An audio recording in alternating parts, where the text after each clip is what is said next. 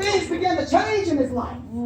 You feeling good about yourself. Yeah, come on. What do you do when God allows something to happen, but he even interrupts that which he allowed to happen? Yeah. He allowed him to go through the surgery. Allowed him to lose some weight. He started looking good. His socks and his shirt started matching. Yeah. He had a pink shirt, he had pink socks. He had a blue shirt, he had blue socks. Yeah. That's good. Then months later, he has a stroke. That's the first stroke. A couple of weeks later after that, he has another stroke. I'm sure he was saying, what's up, God? Yeah. God gonna disrupt your life.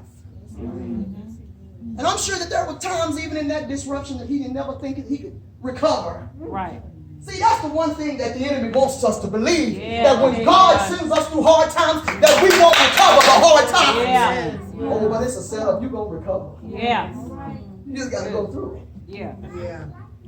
So how many of you have felt that God interrupted something in your life? Come on. Glory to God. And it hurts. Yes. So he interrupts these people's lives.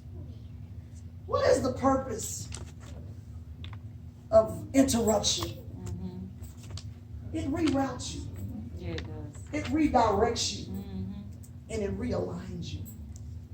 Sometimes life gets us on the wrong direction, on the wrong path. Right. We're going down the wrong path and we think we're doing right. Right. Because he ain't letting nothing happen to you. He's keeping you because he's still sovereign. Yes. He's still a God of grace. And even when we're on the wrong path, he's still going to be good to you. He said, I reign on the just as well as the unjust. Even in our worst sin, God is going to be good to you. He's still going to be good to you. Right. So don't get it mixed up. Just because the path feels good don't mean God is pleased. Come on. That's good. That's Good. good. See, we get it mixed up.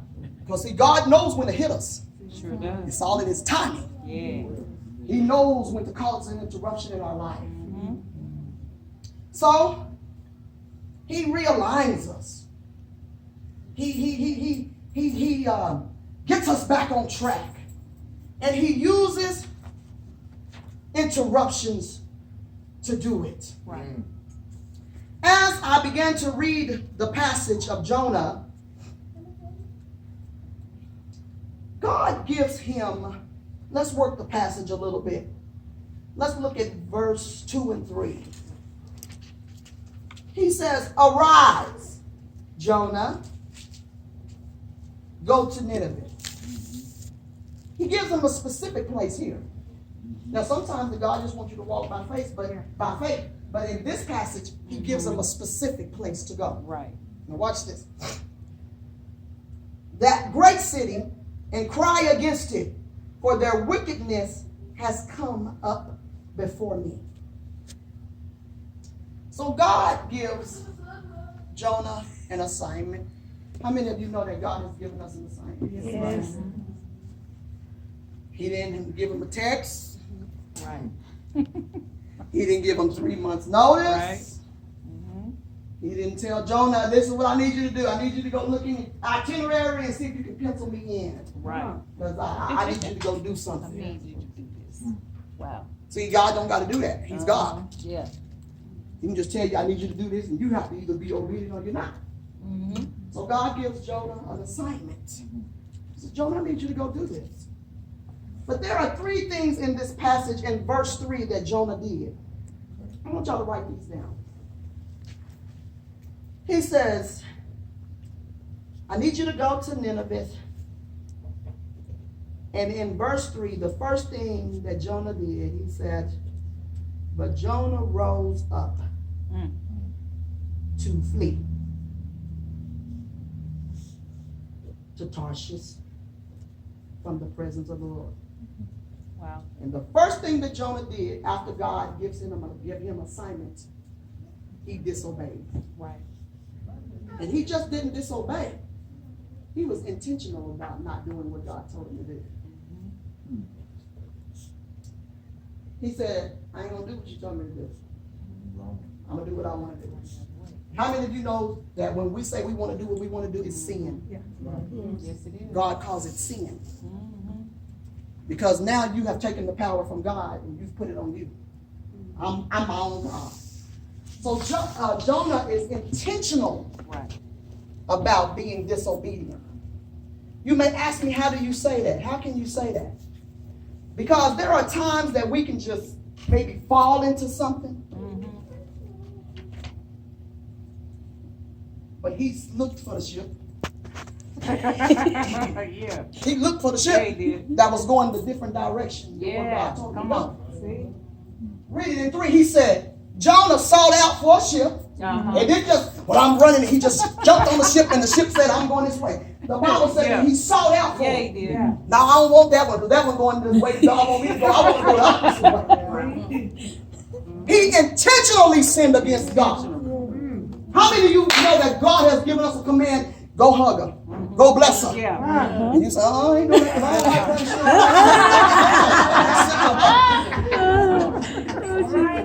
Good. Come on, wait, let's be real now. We're going to take off the mask. Real. There you go. Intentional about being disobedient. Intentional. Yeah. I don't want to say hi to her. Right. Sick of her. She thinks she all that anyway. Now, come on, ladies. You know we say it about one another. Come on. What you say? Done had enough of her. And now you want me to go give her $30? And you know she's struggling. You know she's going through. Wow. But you're going to be intentional about being disobedient. And God just asking you to give her 30 because he got 300 waiting around the corner for you. And you missing your great blessing because you don't want to be intentional disobedient. Yeah. That's good. God is never going to ask anything of you that he won't return it double. Amen. Wow. Good. You give love, you're going to get it back double. Now, let me tell you, you may not get it from the people you want to get it from. But he set you up to get for somebody to be in your pathway. That'll love you. That'll pat you on the back and say, you're doing a good job. Good job. Wow. Go ahead. All right. You might not always reap from the house that you planted in, but you're going to reap. Glory. That's all we want to do is reap what I plant. That's it. Because this word is true. You tell me I'm going to reap what I sow, don't matter where I place it, Come on. as long as it's good ground. Yeah. So we don't want to be intentional Yeah. about not obeying God. He said, I need you, gave him assignment. Yeah. He said, I need you to go. He went, but he went different directions, Cat. That don't count. Right. That don't count. Well, Lord told you to go to Dallas, but I went to Grapevine. That don't count. I was close, God. That don't count. That don't count. Come on. So you got to do it the way God say do it. Yeah. Good. Then the second thing is, I want you to write this down. He is running from the presence of God. Yeah, he is. This shows up 3 times. I said, that don't make no sense. Because the presence of God got to be the safest place for me. Why is Jonah running from the presence of God? You know why? He don't want to do what God is telling you. Because see, in the presence of God, he going to give you direction. Sure is. See, God ain't going to tell you what to do what's easy in his presence. He going to give you them hard tasks. That's right. In his presence. Here we have, I was puzzled by this. Here we have a prophet. Right. Come on. He wasn't just no mere man. Right. Jonah is a prophet. Yeah. He got a position. You mean you a prophet that's got a position, but you don't want to be in the presence? Well. Oh, you scary to me. Real. You scary. You a prophet, and you are avoiding the presence of God. Well. The safest place to be. That's good. And you are running. He's running. Yeah. He ain't just walking to me. He running. 3 times he running from the presence. He hiding. Yeah. All right. Come on. See, he don't want to do what God told him to do, Bethany. Right. See, you can't be in the presence of God doing your own thing. Yeah. Oh. Good. Oh. Oh. Good. See, good. The presence of God requires you to relinquish all of you. Yeah, it does. You got to get rid of all of you. Yeah. Got to get rid of all of you. See, we're trying to hold on to me and God too. Uh-huh. That's not where God works, baby. That's right. That's not where God works. Mm-hmm. You got to let you go. That's good. That's where the presence is. Yeah. Just me and God. Johnny can't go with you. Your best friend can't go with you. Yeah. Your bills and all your problems can't go with you. The presence of God is only for one or two people. That's you and God. You hear me? He's talking to you. Some people don't want to get in the presence, Brenda. So they're afraid what God's going to say. What he gonna say? Woo. Ah. See, God might tell you to leave some things alone that you don't want to let go. Yeah. You're afraid of the presence. Oh, that's good. See, the presence of God don't accommodate you. Yeah. Mm-hmm. See, that's why people stay on the outside. Uh-huh. They don't want to go into the inner court because there's something on the inner court. Come on. See, it requires something to stay on the inner court. Glory. See, I'm just on the outside. I'm just looking in. Hey, Hey, y'all. how y'all Praise the doing? Lord, hallelujah. Mhm. Oh, when I walk on the inside of it, God gonna start cleaning me up, taking stuff off of me. He require me to change my mind, change the way I think, change the way I see things. Yes, God. See, the inner court. Tell Yeah. somebody, go in the inner court. Go in the inner court. See, it make you see things different. Yeah. Hallelujah. See, we don't want to be there. Don't want to be there. Change my perception. Yes. Come on. Huh. So he flees Yeah. from the presence of God. He's fleeing from the omnipresence of God. How can you flee Yeah. from the one who is omnipresent? Yeah.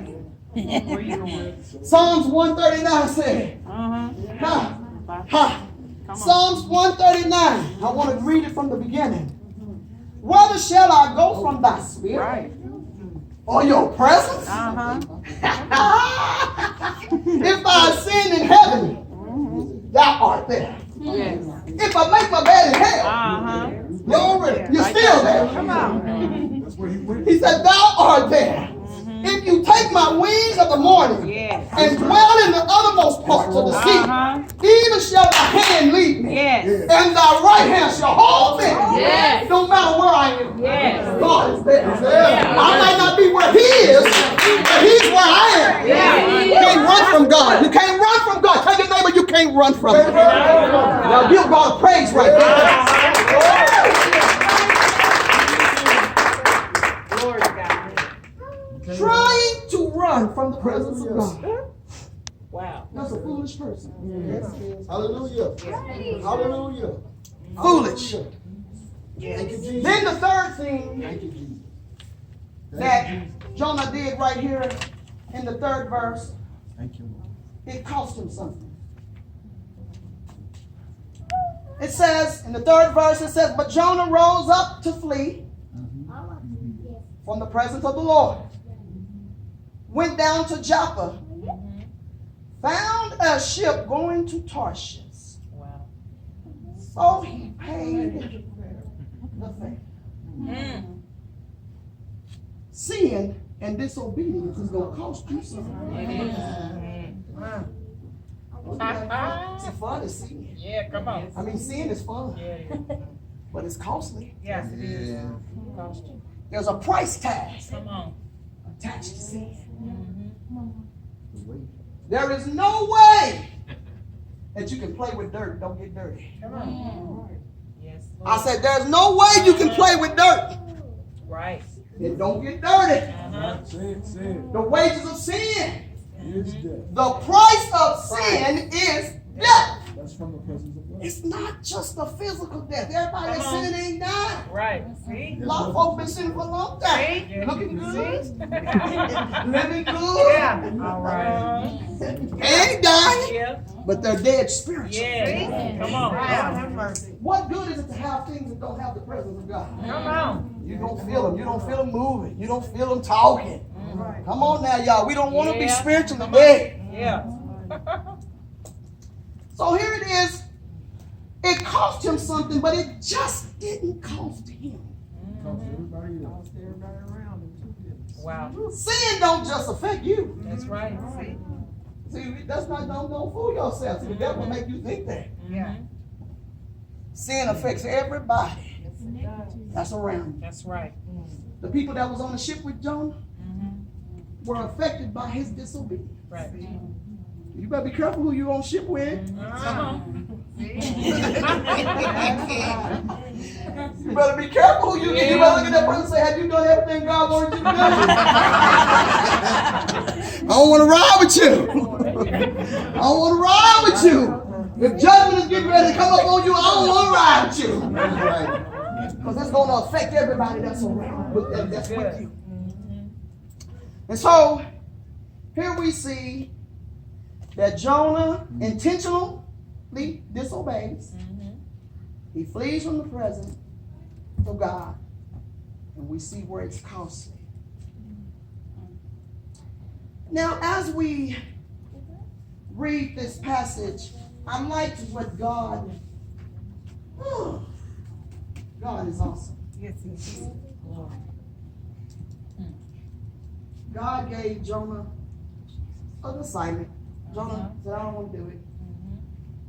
So tomorrow God could have chose you. Right. But that's what we do. Come on. Because now we live in a time to where if you don't do it, I ain't got to ask you, I ask her. See? You want to come over and do praise and worship? Because she got an attitude. She don't want to do it.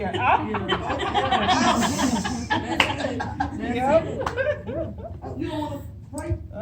You ain't got Don't worry about it. You pray tonight? See, if I was God, I probably would say, I ain't got time to be fooling with you with your bad attitude. I ain't God. Right. He said, whom I love, I chase. I come after. Yeah. He could have left Jonah and he said, okay, if you don't want to do it, it's okay.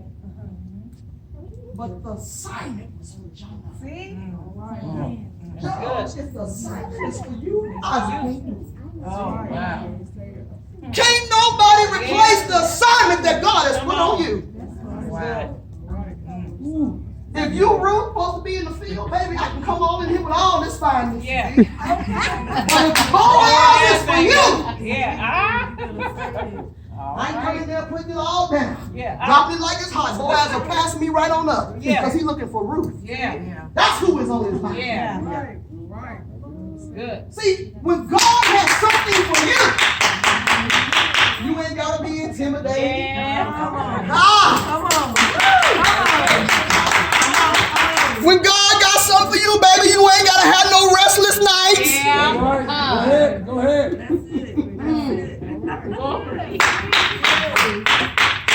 You ain't got to do no extras. Right. Jasmine, if George is for you, you can be married all the way. Right. You can remain a virgin. You You ain't got to do no extras if it's for you. See, the devil tell us that. Yeah. Well, if you want it, you got to now. See, you're going to have to. Right. Jonah was the man for this task. Yeah. That's it. This assignment. Yeah. He could have. God says, see, God trying to show us. Yeah. There is only only one person can do certain things That's it. to the capacity that God wants it done. Yeah. Wow. He chose you. You ain't gonna worry about it, baby. That's right. He may come in. It won't be good. See? Because he called you to do it. See?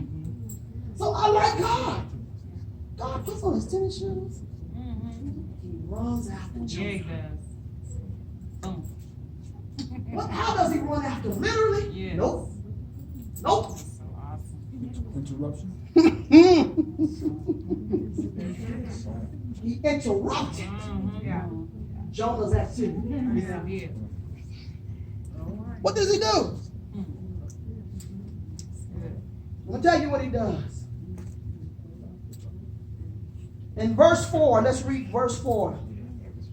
But the Lord,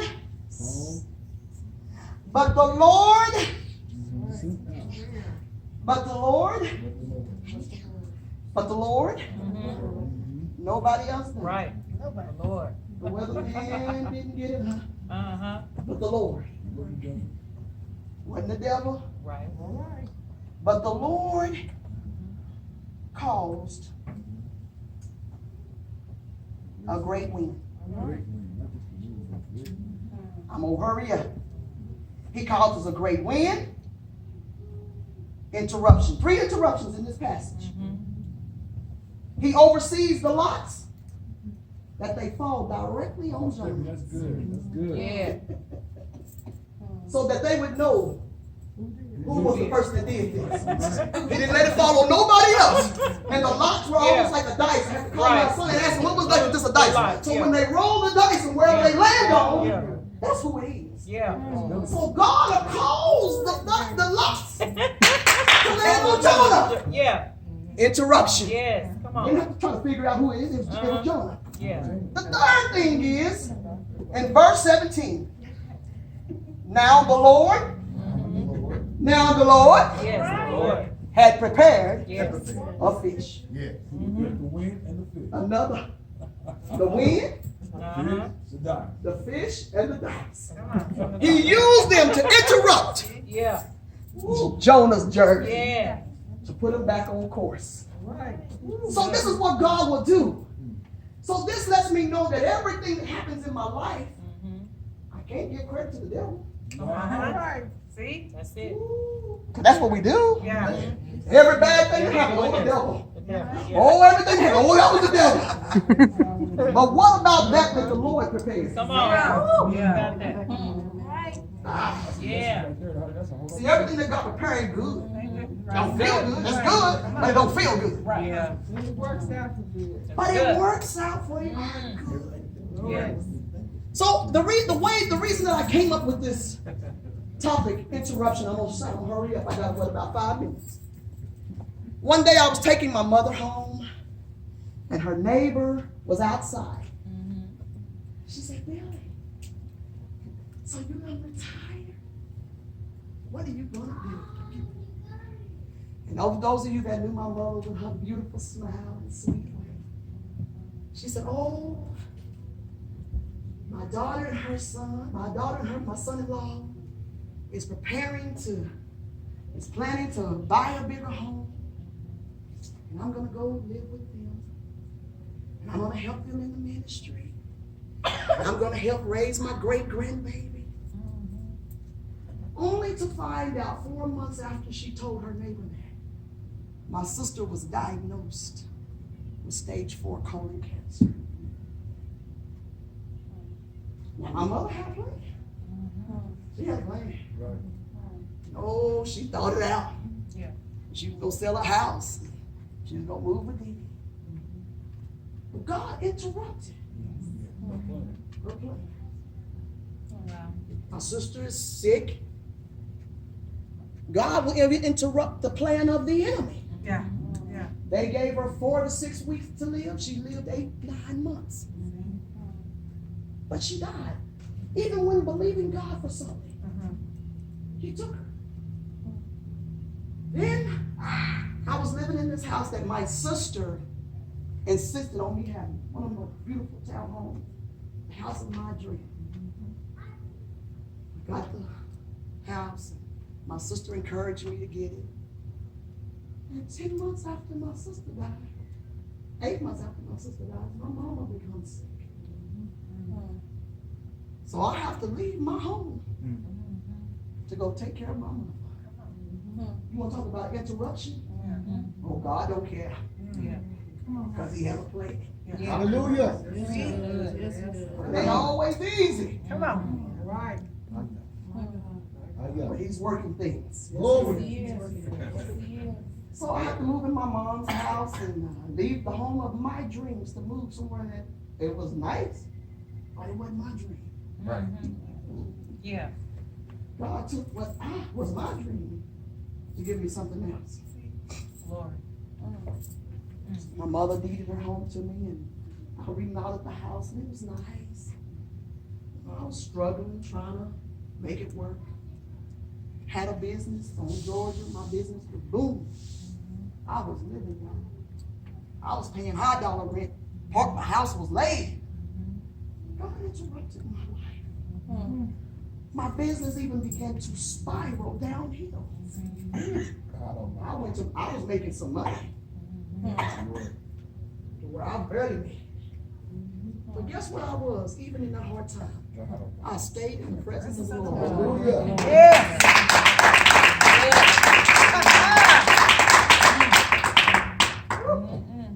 See, the presence gonna get you through. Yes. Yes, it will. Ah. Gonna get you through that hard time. Huh? It's Yes. gonna get you through it. Yes. Hey. So now where I am now, I'm in the house. The house is nice. Thank you, Jesus. My job is, I do hair, those that know me, I've done hair, been done for 20 years. I've had a successful business. I ain't never had to work another job since I've been doing hair. I would tell my son, boy, I barely made this week. I barely made that. But through it all, God has taken care of me. Yeah. And guess what I have, y'all? I have a great peace. Yes. Yes. Good. Some things that I'm experiencing, that I'm able to see, it can never replace my mom or my sister. But God interrupts our life. I know what God is getting ready to do with me. He's getting ready to do something great with my life. Amen. And I don't know which direction I'm going. Come on. But I know it's great. Yes. You mean to tell me you ain't gonna compensate me for all the hell that I've been through? The devil is a lie. God is gonna compensate me for all the trouble that I've been through. That's good. But you gotta obey Thank you, God. Jesus. I want to talk tonight to tell you that I don't know what's gonna have to happen after this. Yeah, come on. But I know it's gonna be better.